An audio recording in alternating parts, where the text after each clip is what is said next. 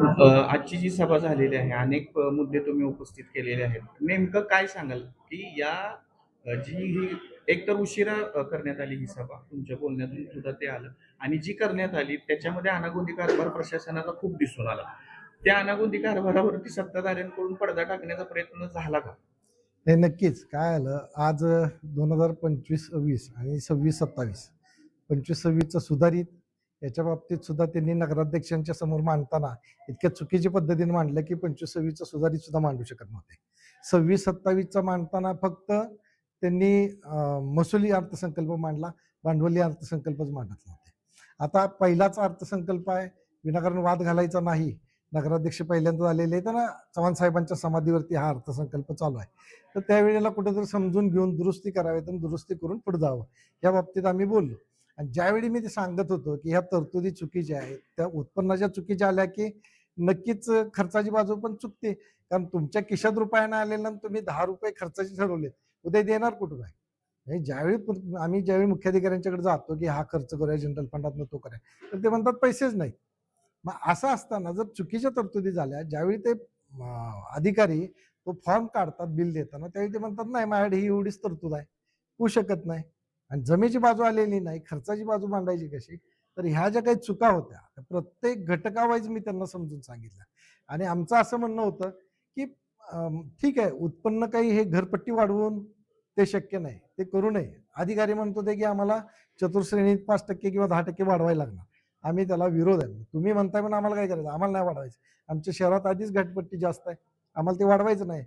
तुम्ही आज टाउन हॉलचं भाडं किती, पाणीपट्टी मीटरचं रिडिंग किती, ह्याचं काहीच तसं उल्लेख झाला नाही. आमच्याकडे चार्ट दिला म्हणजे आम्ही इथं बोलावं असं नाही ना, आम्ही इथं बोलावं असं नाहीये. ते ते सगळं इथं मांडायचं सूचनेत. आजपर्यंतच्या माझ्या अनुभवाप्रमाणे सुधारितचं जे भांडवली आहे, जे महसुली आहे ते मांडायचं असतं. जी वाढ पूर्वी होती ते मांडायची असते. त्यानंतर नवीनची जी काही महसुली आहे, भांडवली आहे ते मांडायचं असतं. त्याच्यानंतर ज्या काही रेट वाढले असतील, समजा आम्ही वाढवले असतील, स्टेडियमचे असतील, टाउन हॉलचे असतील, पाणी पुरवठ्यातले दर असतील, ते आम्ही जनतेसमोर वाचून दाखवत असतो. आणि त्यानंतर ही मीटिंग खऱ्या अर्थानं पुढे चर्चेला जाते. असं काहीच होताना दिसत नव्हतं. पण मी सुद्धा समजून घ्यायचं ठरवलं की बाबा पहिलीच मीटिंग आहे, प्रशासन काळ होता, 4 वर्षाचा होता, त्यामध्ये गालथानपणा झाला असेल, पण त्यांच्या चुका दाखवायला गेलं तरी सत्ताधारी त्याच्यावरती त्यालाच त्यालाच जोडून त्याच मुद्द्याकडे येतो. तुम्ही तुमच्या जे प्रेझेंटेशन सुरू होतं तुमचं, त्यावेळेला तुम्ही 2-3 वेळा बोगस शब्द वापरला. तो बोगस शब्द कुठेतरी सत्ताधाऱ्यांना लागला का म्हणून ते दबाव तंत्राचा वापर करत होते असं सत्ताधारी वाटतं जर का? असं म्हणत होते की ही प्रशासनाची चूक आहे, तर माझं ते प्रशासनाला बोगस आहे म्हणणं होतं ना. मग तुम्ही जर असं म्हणला की आमच्यावर घेऊ नका, तर तुम्ही कशाला ओढून घेता अंगावर? हा बोगस शब्द माझा प्रशासनाला होता. आणि मांडणार कोण आहे? मानणार नगराध्यक्ष आहेत का प्रशासन आहे? मुख्याधिकारी ज्यावेळी ते बजेट वाचायला गेले त्यावेळी मी त्यांना टोकलं, तुम्हाला मीटिंग मध्ये हस्तक्षेप करता येत नाही. मग त्यांनी सांगितलं की मला नगराध्यक्षांनी सांगितलं, असं कुठेही होत नसतं. सूचना ह्या नगरसेवकांपैकी किंवा नगराध्यक्ष सांगतो, त्याला अनुमोदन नगरसेवकच देतात. मुख्याधिकाऱ्याचा यामध्ये पाठ हे प्रशासनाच्या योग्य ह्याच्याप्रमाणे चाललंय की नाही एवढंच बघणं असतं. हो, मी एक महिना काय 1.5 महिना झाला, ज्यावेळी मला वाटतं इलेक्शन लागलं त्यावेळीपासून सुद्धा म्हणतोय की बजेटवर तुमचं काम चालू झालं का? तर ते म्हणे हो हो म्हणून सांगायचे. मी त्यांना म्हणायचो की विश्वासात घ्या, बजेट बघू दे, आम्हालाही बोलवा. तुमच्या ज्या काही आता ह्या तरतुदीप्रमाणे होत नसेल, सगळं स्टँडिंग होत नसेल, बाकीच्या काही गोष्टी होत नसतील, तर तुम्ही आमच्याकडे या, आम्हाला बोलवा, आम्ही तयार आहे. आम्ही कराड शहराच्या विकासासाठी तयार आहे. आम्ही मुद्दे देऊ, काही चुकत असेल तर त्याच्यावर अभ्यास करून बोलू. आज आम्हाला एकही अहवाल बघायला नाही, डायरेक्ट ही जी स्क्रिप्ट आहे तेवढीच आमच्या हातात आहे. एकही अहवाल की असं असतं ना की आता मगाशी मी एक बोलवून दाखवलं, त्या अख्तरला प्रश्न विचारला की काय सांगू शकत नाही. आणि नवीन मुलं काय हेडच्या अंडर हेड आहे, हेडच्या अंडर हेड आहे, असं नाही ना. त्याचे अहवाल प्रेझेंटेशन जे असतं ते सगळं झालं पाहिजे सगळ्यांच्या समोर. ते नाही झालं तर आम्ही काम कसं करायचं, आम्ही तेव्हा बोलायचं कसं?